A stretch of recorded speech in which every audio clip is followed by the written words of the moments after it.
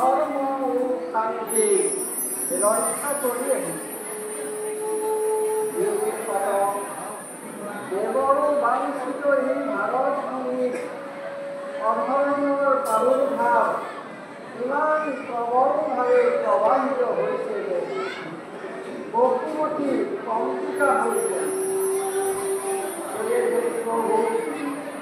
বসুমতীৰ উদ্ধাৰৰ কাৰণে আপুনি পৃথিৱীত এক নতুন জনজাতি পুৰুষ ৰূপে জন্মগ্ৰহণ নকৰিলে বসুমতীয়ে পাপৰ পৰা উদ্ধাৰ নাপাব। প্ৰভু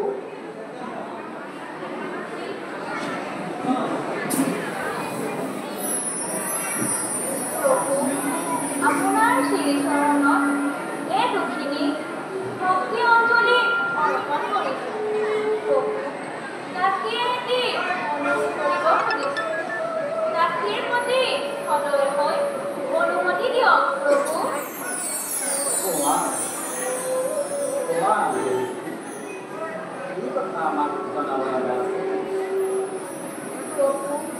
পৃথিৱীৰ নৰসমাজে সত্য ধৰ্ম পাহৰি গৈ অধৰ্ম আশ্ৰয় লৈছে।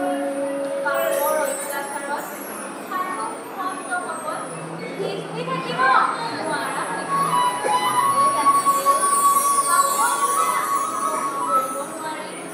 আপোনাৰ মুক্তি বাঞ্ছা কৰিছোঁ। অৱতাৰী পুৰুষৰূপে অৱতীৰ্ণ হৈ সুস্থ দমন আৰু কণ্ঠক পালন কৰি এওঁ থাকি মুক্তি দিয়ক প্ৰভু।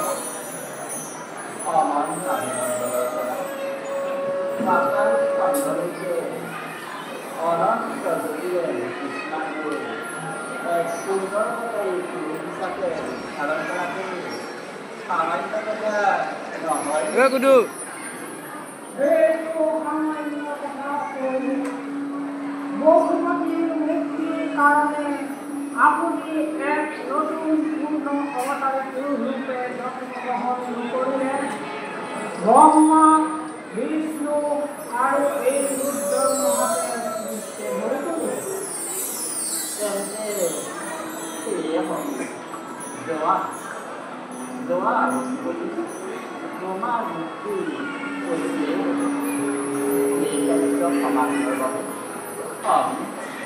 যোগমায়া আৰু নাৰদৰ আহ্বান আমাৰ সকলো সমাধান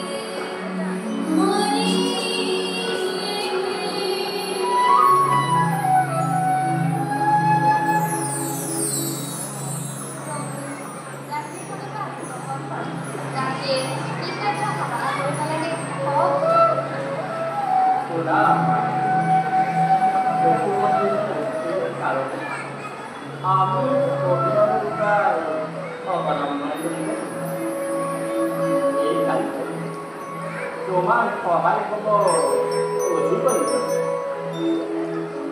তুমি গকুলৰ নন্দদেৱ যশোদাৰ গৰ্ভত জন্মগ্ৰহণ কৰিব উপায় অৱলম্বন কৰিব পাৰি।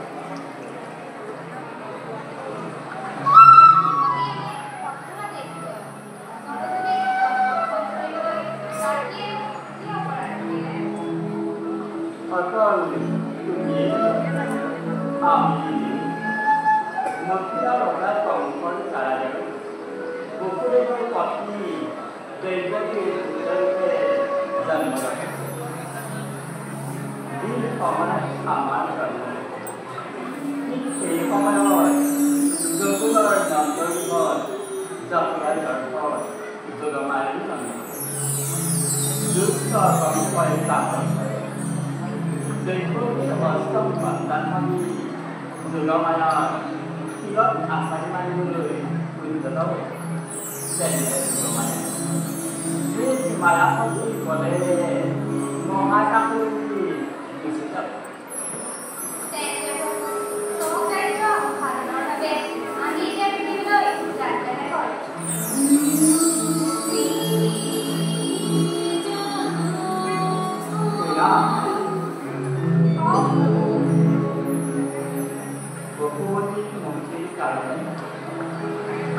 আমি যি অভিনৱ উপায় অৱলম্বন কৰিব খুজিছোঁ তাক তোমাক সহায় হ'ব কৰিব দুষ্ট কংসই কামৰ দৈৱকীৰ সকলো সন্তান ভূমিষ্ঠ হোৱাৰ লগে লগে মৃত্যুদণ্ডৰে দণ্ডিত যি কালত দৈৱকীয়ে সপ্তম সন্তান গৰ্ভধাৰণ কৰিব সেই সন্তান তুমি তোমাৰ মায়াৰ বলেৰে চুৰি কৰি গকুলৰ গৰ্ভত স্থাপন কৰিব লাগিব সমাধান কৰি তুমি যশোদাৰ গৰ্ভত স্থান পাবা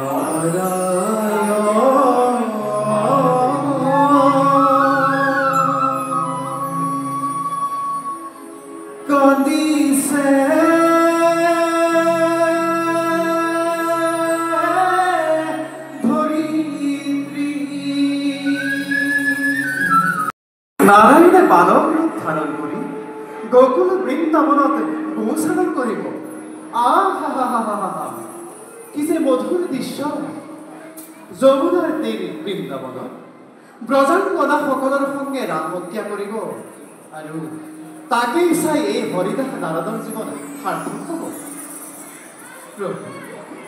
সৃষ্টিৰ পাতনি মেলি এই হরিদাস নারদক যদি আপনার কর্মপন্থাত লগায় তেন্তে আমার এই পরম সৌভাগ্য নারায়ণ যুগে যুগে অবতার ধারণ করি অধর্মর জালাগ্নিক সমুদ্রের জল ঢালি কিমান যে লীলাখেলা দেখাইছে নারায়ণ এই নারদর সকলো গুণ হে নারায়ণ জগতৰ হীৰাই হীৰাই আজি হৰিত ধৰি স্তব্ধ হৈছে অপার করুণা বিচারি পৃথিবীর সন্ত সমাজে এই অনন্ত মূর্তিতে ধ্যানস্থ হয়েছে এইবার তেন্তে পৃথিবী রক্ষার ভার এই অনন্ত ভাই নারায়ণের উপর দিয়ে করিলে নারায়ণ নারায়ণ নারায়ণ প্রভু আমি তেন্তে এতিয়া বিদায় মানিছো Oh